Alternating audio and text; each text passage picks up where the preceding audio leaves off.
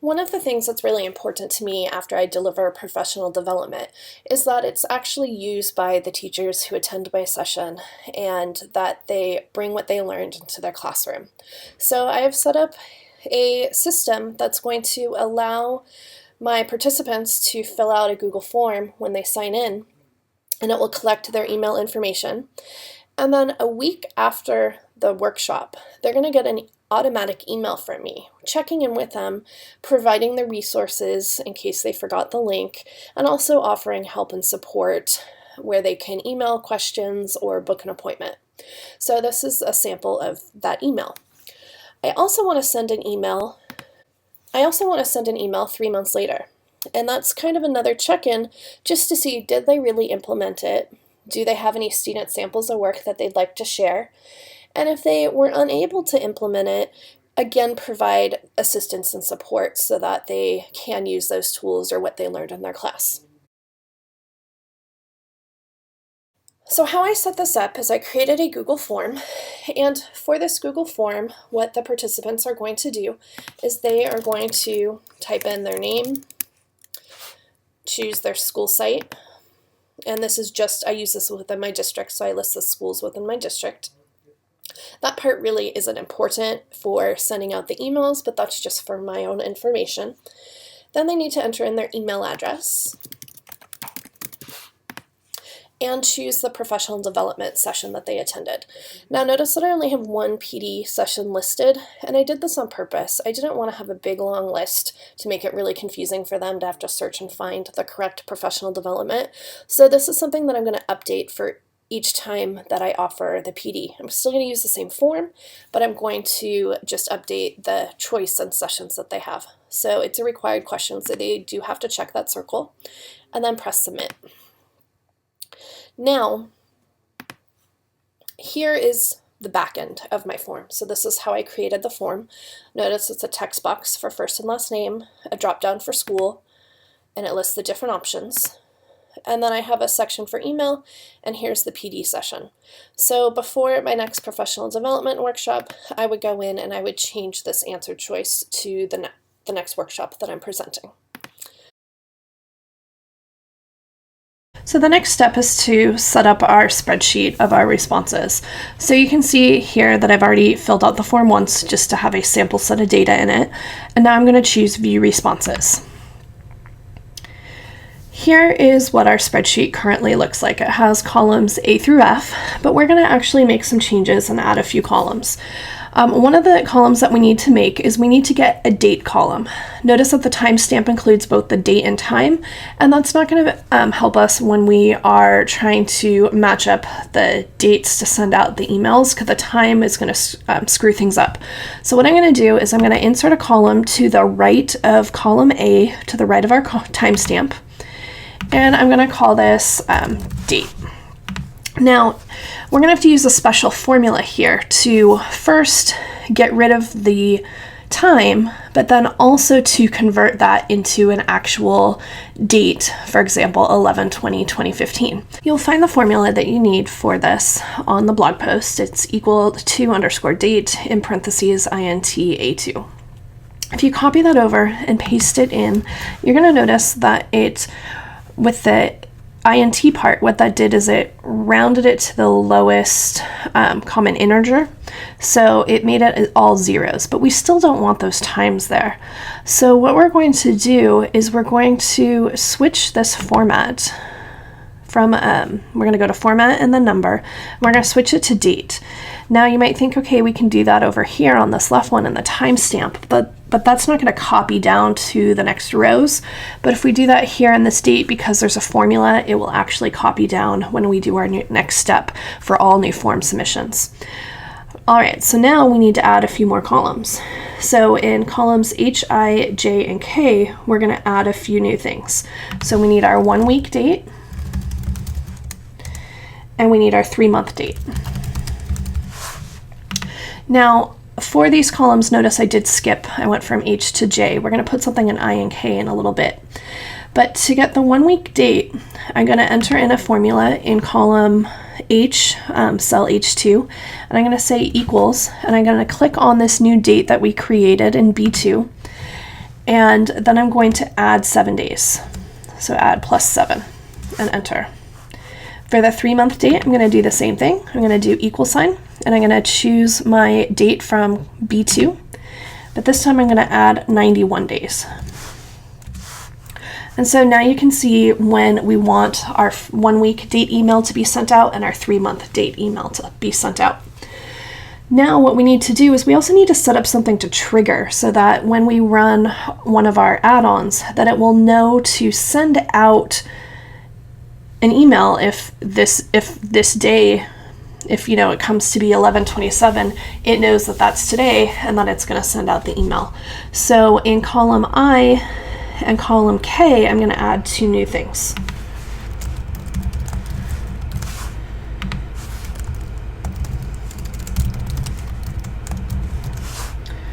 All right, so I have my 1 week today and my 3-month today. Now, again, these are just triggers, so it doesn't quite make sense yet, but it should later. What I'm going to do in column I is I'm actually going to go to the blog post and I'm going to copy this over. So for my 1 week reminder, I want this formula. So if H2 equals today in parentheses, then it will actually write the word today in that cell. So I'm going to copy this over and paste it in. And it says nothing in the box. That's because today is not 11/27.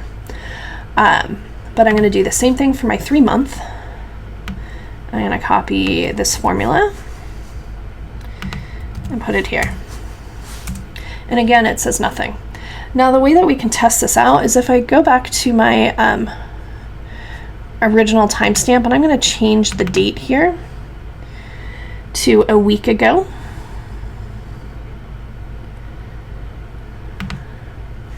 And so when I have it set for a week ago, the 1 week date is 11/20/2015, which happens to be today.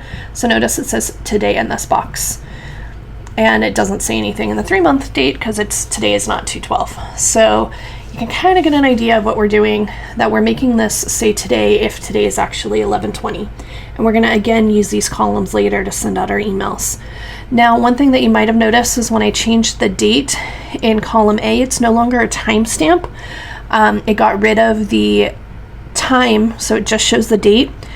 If you just tried to do that without adding column B, when you have new form submissions, things are not going to work out properly. So it is important that even though I switch this date and we don't see the time, you trust me with this one and set up column B like you saw. All right, so now we're ready to add some of our add-ons. And the first add-on that we're going to add is the copyDown formula. We have inserted formulas through our sheet to add up the dates. And if you've ever used a form before, you've noticed that when people submit a new form submission, any formulas don't get copied down to the next row. And so we're going to set that up using this add-on, so that will automatically happen. What you're going to do is you're going to go to the Add-Ons menu, and you're going to choose Get Add-Ons. And the add-on that we're going to use is copyDown, and it's all one word. So I'm going to do a search for copyDown, and it's our first one here. So I'm going to click on the plus free, and I'm going to add this to my account, and I need to allow it. And then on the right-hand side, it will open up a copyDown menu. Here in this menu, we need to turn on the copyDown formulas on Form Submit. And what it's going to do is it's going to look for the formulas that we have. And it automatically guessed that we're using row 2 for our formulas, which is where we had our formulas set up. So that is going to work for us. Then you can see the different columns that have formulas in them. So date, our 1 week date, our 3-month date, then the ones that had the ifs with the today's date, where it would say today if that was the actual date. Now you do have the option to paste these as values. We do not want to do that in this case. With these dates, it's not going to work for us if we paste it as values. So all I'm going to do is say Save Settings.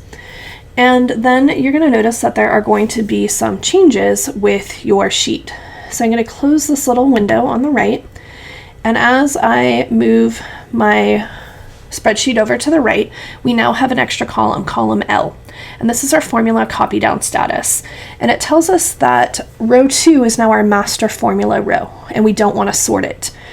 So what I'm going to do to protect that row is I'm going to take this gray line that's in between 1 and 2, and I'm going to make it so it looks like the little hand, and I'm going to drag it down so it's underneath row 2. And what this has done is, notice these numbers 3, 4, 5, 6, 7, etc. As I scroll down, I still see row 1 and 2.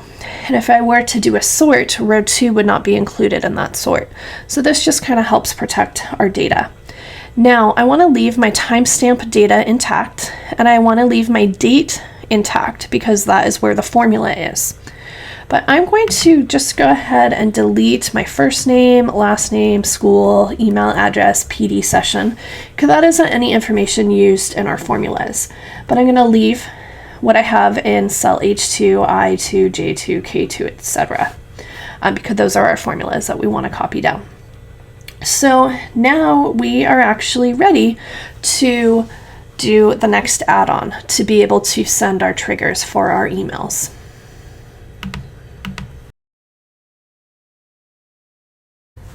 All right, so the next step that you're going to do is you're going to run a different add-on. So you're going to go up to Add-Ons, and we're going to use formMule. And if you don't have formMule yet, you're going to do get add-ons, and you're going to search for formMule, which is one word, and then it will be added to your add-on menu. Then you're going to need to go back up to Add-Ons and choose formMule Email Merge Utility, and we're going to launch that. All right, so now what we need to do is select the sheet that has our merge data, and that is our form responses sheet. And I've added that. Now we need to choose what is going to be our form trigger. We don't want to trigger it every time someone fills out the form. We want to trigger it so that it's going to send out information when it hits hits a week or hits 3 months.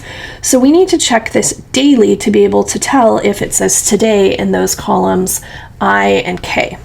So I'm going to use the time trigger. I'm going to turn on the time trigger, and I'm going to not choose a specific date and time, but I'm going to do a day timer. And now we can choose when we want these emails to go out. And I'm going to choose from 6 a.m. to 7 a.m. So in the morning when teachers get to school, they'll have a nice email greeting them. Then I'm going to update the time trigger and choose Next, Templates and Send Conditions. Now here we need to determine how many email templates we want to use. And we want to send out 2 different emails, one for 1 week and one for 3 months. So I'm going to switch this to number 2. And then I'm going to change the names where it says template 1 and template 2. I'm going to have the 1 week named email and one that's a 3-month email.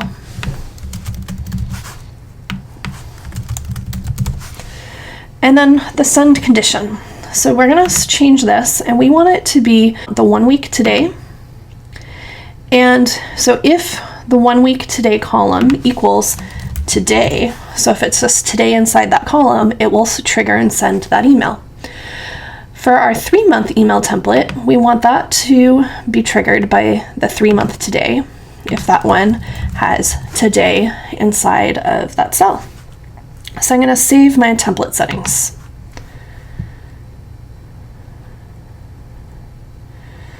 All right, next we are going to edit the templates, our emails.